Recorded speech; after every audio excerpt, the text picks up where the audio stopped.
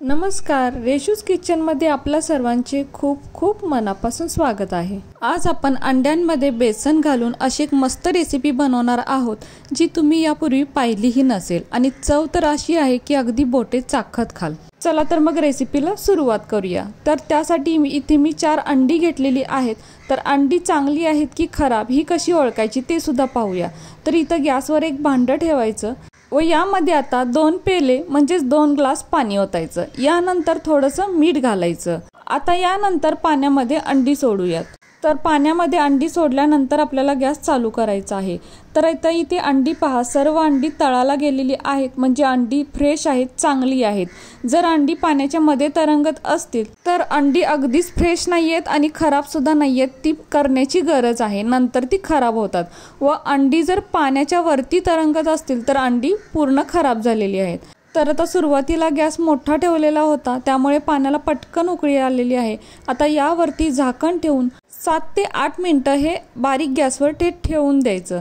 तर 7 ते 8 मिनिटं झालेली आहेत।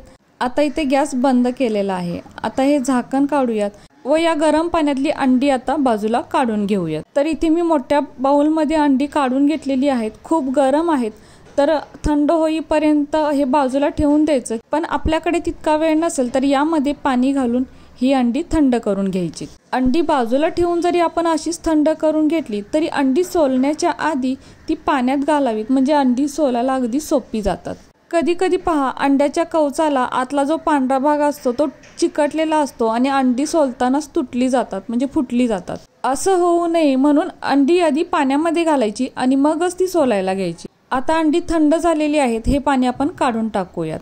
आता अंडी आपण सोलायला घेऊयात। तर अंडी सोलताना पहा, म्हणजे आमच्याकडे ही पद्धत वापरतात, असं अंड थोडंसं गोल गोल मारून घ्यायचं आणि यानंतर हे हातावरती असं थोडंसं गोल गोल फिरवायचं। मग हे जे अंड्याचं साल म्हणजे जे कवच आहे ते अगदी सहजपणाने निघतं। तर हे पहा, शिवाय अंड्याच्या कवचाचा चुरा सुद्धा जास्त होत नाही किंवा ते नकामध्ये सुद्धा घुसत नाही आणि अंड पहा अगदी कुठेही हे तुटलेलं किंवा फुटलेलं नाही। आता अशाच पद्धतीने ते सर्व अंडी सोलून घेऊयात। आता यानंतर एका सुरीने या अंड्याचे आपल्याला 2 भाग करायचे आहेत। तर इथे मी 2 उभे भाग केलेले आहेत। आपल्याला हवं असेल तर आपण आडवे भाग सुद्धा करून घेऊ शकतो। आता अशाच पद्धतीने सर्व अंडी आपण मधून कापून घेऊयात। तर इथे बघू शकताय सर्व अंडी मी कट करून घेतलेली आहेत। आता यानंतर एक प्लेट घ्यायची व यामध्ये आता अंड्यांचा पिवळा भाग म्हणजे अंड्यांचा बलक घालायचा। आता अशा पद्धतीने आपण सर्व अंड्यांचा बलक इथे काढून घेऊयात। आता अंड्यांचा बलक काढून झाल्यानंतर एखाद्या चमच्याने किंवा हाताने तो आपल्याला असा कुस्करून घ्यायचा आहे। तर हाताने हे काम अगदी पटकन होतं म्हणून मी हातानेच कुस्करून घेतलेलं आहे। आता यानंतर यामध्ये 2 चमचे चणा डाळीचं पीठ म्हणजेच बेसन घालायचं। तसेच छोटा पाव चमचा हळद घालायची। त्याचप्रमाणे 1 चमचा लाल तिखट, पाव चमचा गरम मसाला व पाव वाटी शेंगदाण्याचा कूट घालायचा। तसेच अर्धा चमचा जिरा पावडर व चवीपुरते म्हणजे छोटा अर्धा चमचा मीठ घालायचं व थोडीशी बारीक चिरलेली कोथिंबीर घालायची। तसेच 2 ते 3 चमचे पाणी घालायचं। यानंतर एखाद्या चमच्याने किंवा हाताने हे सर्व एकत्र चांगलं मिक्स करून घ्यायचं। तर यामध्ये आपण लाल तिखट वापरलेलं आहे, तर आपल्या अंदाजानुसार आपण हे कमी जास्त करू शकतो। तसेच सध्या थंडीचे दिवस चालू आहेत त्यामुळे थोडासा गरम मसाला सुद्धा वापरलेला आहे। तर आता यामध्ये मी अजून चमचाभर पाणी वापरलेलं होतं, म्हणजे जवळपास मी 3 ते 3.5 चमचे इथे पाणी वापरलेलं आहे आणि आपला हा मसाला तयार झालेला आहे। तर आता कापून ठेवलेल्या अंड्यांमध्ये हा मसाला भरायचा आहे। तर आता इथे मी एका अंड्यांमध्ये असा दाबून मसाला भरलेला आहे। याच पद्धतीने आता सर्व अंड्यांमध्ये आपण हा मसाला भरून घेऊया। तर अंड्यांमध्ये मसाला भरल्यानंतर इतका मसाला शिल्लक राहिलेला आहे, तर हा जास्तच मसाला बनवायचा, म्हणजे दुसरं वाटण करण्याची इथे गरज लागत नाही। आता हे आपण बाजूला ठेवूया आणि हे पाहू शकताय आपण इथे अंड्यांमध्ये मसाला भरून घेतलेला आहे, किती छान दिसत आहे। आता यानंतर गॅसवर एक कढई ठेवायची। कढई थोडी गरम झाली की यामध्ये 2 पळी म्हणजे 2 मोठे चमचे तेल घालायचं। आता तेल थोडे गरम झाले की 1 छोटा चमचा मोहरी घालायची। तर मोहरी अशी चांगली तडतडली पाहिजे। त्यानंतर 1 छोटा चमचे जिरे घालायचे। तर जिरे सुद्धा चांगले फुलले पाहिजेत। त्यानंतर 1 मीडियम साईजचा बारीक चिरलेला कांदा घालायचा व हलका कलर बदलेपर्यंत या तेलामध्ये तो भाजून घ्यायचा। तर इथे मी बारीक चिरलेला आहे, आपल्याला आवडत असल्यास आपण मोठा मोठा जरी चिरून घेतला तरीही चालेल। यानंतर 1 चमचा आलं लसूण पेस्ट घालायची व ही पेस्ट सुद्धा तेलामध्ये थोडी परतून घ्यायची, म्हणजे याचा उग्रपणा कमी होतो। यानंतर शिल्लक राहिलेला अंड्याचा मसाला घालायचा, हे सुद्धा 1 मिनिट भरासाठी या तेलामध्ये परतून घ्यायचं, म्हणजे घातलेलं बेसन व बाकीचे मसाले सुद्धा या तेलामध्ये छान भाजले जातात। यानंतर 1 मीडियम साईजचा कापलेला टोमॅटो सुद्धा यामध्ये घालायचा, तर टोमॅटो सुद्धा यामध्ये शक्यतो बारीकच चिरून घालायचा, यामुळे ही रेसिपी अजूनच टेस्टी होते।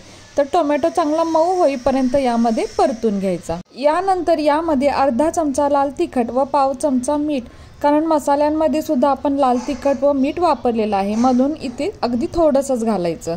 यानंतर यामध्ये पाणी घालायचं, तर मी इथे अर्धी वाटी पाणी वापरलेलं आहे। आपल्याला जशी ग्रेव्ही हवी आहे त्या प्रमाणात पाणी वापरायचं, जर अगदी सुकं हवं असेल तर पाण्याचं प्रमाण कमी करायचं। आता यानंतर मसाला भरून ठेवलेली अंडी यामध्ये ठेवायची, तर आता इथे सर्व अंडी ठेवलेली आहेत। यानंतर काय करायचं, अगदी हलक्या हाताने ही अंडी यामध्ये थोडीशी परतून घ्यायची। तर अंडी आता या मसाल्यांमध्ये चांगली परतल्यानंतर यावरती बारीक चिरलेली कोथिंबीर घालायची व यावरती झाकण ठेवून फक्त 2 मिनिटासाठी बारीक गॅसवर हे असंच ठेवून द्यायचं। अंडी आपण शिजवूनच घेतलेली असतात, त्यामुळे इथे जास्त शिजवण्याची गरज नाही।